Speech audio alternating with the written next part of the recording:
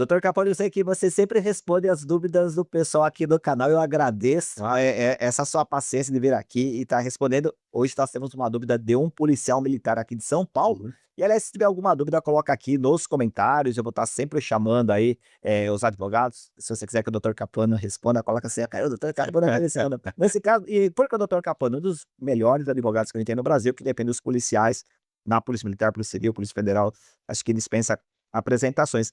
Ele coloca aqui coloca assim: "Sou militar do estado de São Paulo, tenho uma questão para perguntar". Na verdade ele já sabe a resposta, mas ele vai Pois é. dizer a visão jurídica. Policial militar que faz serviços de obra no quartel, é considerado desvio de função? Em minha unidade existe uma cobrança muito grande para o operacional. E enquanto isso, tem 5 policiais que fazem escala de obras há anos, obras que não terminam. Ai, ai, serviço público. Vamos lá, trabalho só de semana, não trabalho final de semana. Normalmente de segunda a quinta, e na outra semana de segunda a quarta. Que escala fenomenal, Pois é. olha só.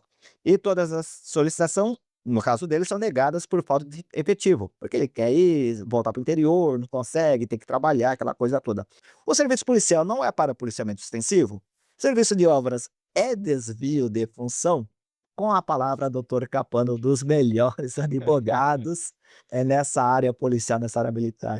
Pois é, essa é uma questão que também, né, aparece no cotidiano, né, não é só por conta de questões de obras em interna corporis que a gente recebe esse tipo de, relato. De fato, o policial ele tem o policial militar, ou o policial civil, ou o policial Não, federal, mas ou ela pensando no céu viveu na obra da delegacia, pois é, e é exatamente por isso que eu não tô trazendo as demais categorias. O policial, ele tem o que nós chamamos tecnicamente em direito administrativo de feixe de atribuições. Ou seja, se o feixe de atribuições do policial militar é de fato o policiamento ostensivo, pelo menos prima facie, tá certo? Ou pelo menos num primeiro momento, um policial que constantemente está alocado numa função que não é a função do policiamento ostensivo, dentro dessa lógica de feixe de atribuições, ele está sim em um desvio de função. Veja, e me corrija aqui, e Dantas, meu querido comandante, você sabe muito mais que eu, pelo amor de Deus. Eu tô ensinando, é uma pergunta. Eu sou um vigário diante do Papa, tá certo? Mas veja, eu não tô dizendo aqui, né, que um policial que trabalha no administrativo, policial que trabalha na obra, né, ele tá, no jardim do quartel, no jardim, que tá na jardinagem. ou seja lá o que for, eu não estou dizendo aqui que isso não pode, porque nós estamos diante da lógica da hierarquia e disciplina, que são valores militares muito presentes no âmbito das corporações que são montadas a partir da estética militar. O problema aí não é esse, com todo respeito. O problema é o seguinte, é a lógica da constância, tudo bem? Nós estamos diante, pelo relato dele aqui, de um policial militar absolutamente apto para perfazer policiamento ostensivo.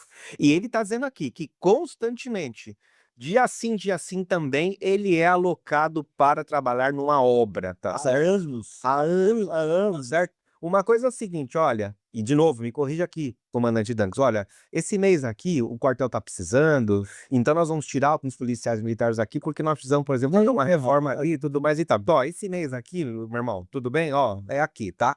Agora, anos e anos. Uma escala privilegiada. Pois é, me parece um problema que realmente que é complexo. É difícil, obviamente, você provar, né? Estamos diante aí de lógica de ato discricionário, e o ato discricionário, de novo, do ponto de vista do direito administrativo, ele guarda certa margem de discricionariedade. E tem a lei amparando para Então, essa é onde eu ia chegar. Desde que, né, veja, o ato ele guarda certa margem de subjetividade, o ato discricionário, e a jurisprudência é uníssona no sentido de que o poder judiciário não pode se fazer substituir pela administração militar, não é verdade? Não é o juiz que decide o que o policial militar vai fazer ou deixar de fazer. Mas veja, mesmo sendo discricionário, ele tem um elemento. Um dos elementos para dar validade de um ato administrativo discricionário é a fundamentação barra motivação. Se a fundamentação e a motivação do ato, mesmo discricionário, ela é, por exemplo, uma motivação equivocada, tá certo? Ela não é um ato injusto,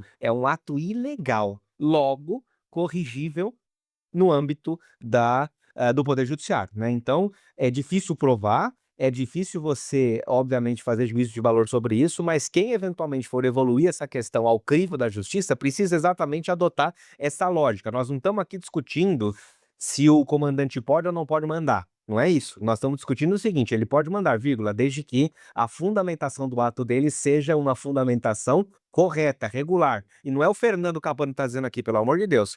Todos os grandes administrativistas, né, do país, Odete Medawar, o próprio Elilox Meirelles, não é isso? Nós temos aí uma série de grandes administrativistas, né, que, a rigor, trabalham essa lógica de que a fundamentação é elemento essencial do ato administrativo para conferir legalidade. Aqui me parece que a gente está diante de uma ordem que carece dessa fundamentação, logo, de novo, corrigível através do crivo da justiça com essa perspectiva. Não queremos aqui incentivar qualquer tipo de problema com a hierarquia e disciplina, não é isso, pelo amor de Deus. Não, o pessoal vai falar, o doutor Capano tá sublevando os quartéis, não é isso, pelo amor de Deus. Mas veja, tudo, como bem ponderou aqui o Idancas, tem limites, né? E o limite, eu queria só fechar essa pergunta do nosso policial, porque primeiro que ele teve coragem de relatar, e obviamente que a gente não vai colocar o nome dele nem a unidade, mas o nosso canal, o nosso vídeo, doutor Capano, chega para o CIPN, o pessoal da corregedoria, e eu